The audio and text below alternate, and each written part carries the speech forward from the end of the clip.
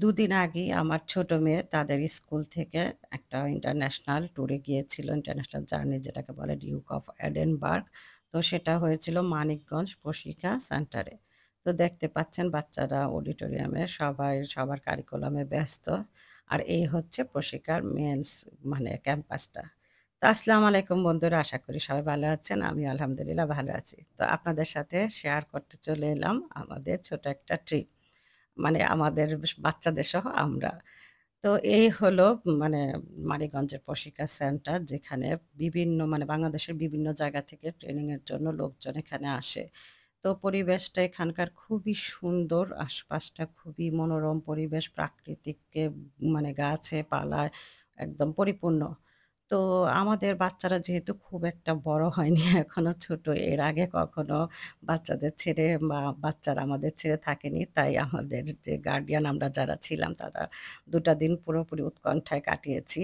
তাই পরের দিন সকালে আমরা কয়েকজন গার্ডিয়ান মিলে চলে এলাম বাচ্চাদের সাথে দেখা করতে।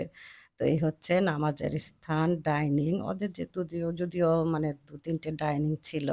তো আমরা আরও সাইডে যাইনি। তা আমরা মোটামুটি আশপাশটা সারাদিন ঘুরলাম। দুপুরে সবাই একসাথে মিলে লাঞ্চ করলাম।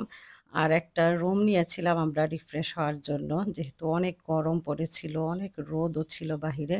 আমরা কয়েকজন গার্ডিয়ান মিলে একটা রুম নিলাম রিফ্রেশমেন্ট এর জন্য। আর চতুর্দিকটা মানে কোন সাইডে রেখে কোন সাইড দেখব এত বিশাল বড় আর খোলামেলা পরিবেশ। মানে ঘুরতে আমরা যেমন ভালো লাগতেছিল তেমন হয়রানও হয়ে গিয়েছিলাম রোদের তাপে। তো এই হচ্ছে আমাদের রুম। আমরা এখানটাতে কয়েকজন গার্ডিয়ান একটু রেস্ট নিলাম। লাঞ্চ করার আগে এবং লাঞ্চ করার পরেও।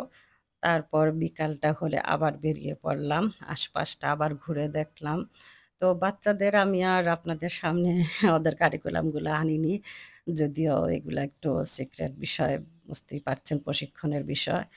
তো যাই হোক সবকিছু মিলিয়ে আলহামদুলিল্লাহ খুব সুন্দর দিনটা কাটালাম আমরা গার্ডিয়ানরা বাচ্চাদের সহ।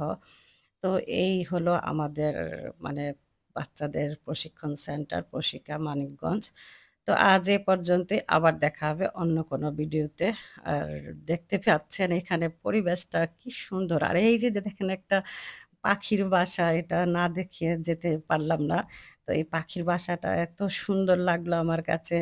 তো সবকিছু মিলিয়েই খুব ভালো লাগলো। আর বিকালবেলা দেখতে পাচ্ছেন বাচ্চারা সবাই খেলাধুলায় ব্যস্ত আশেপাশে।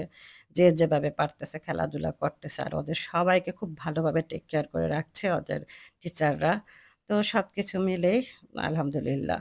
আর আমাদের যাবারও সময় হয়ে গেল। তো আবার দেখা হবে আপনাদের সাথে।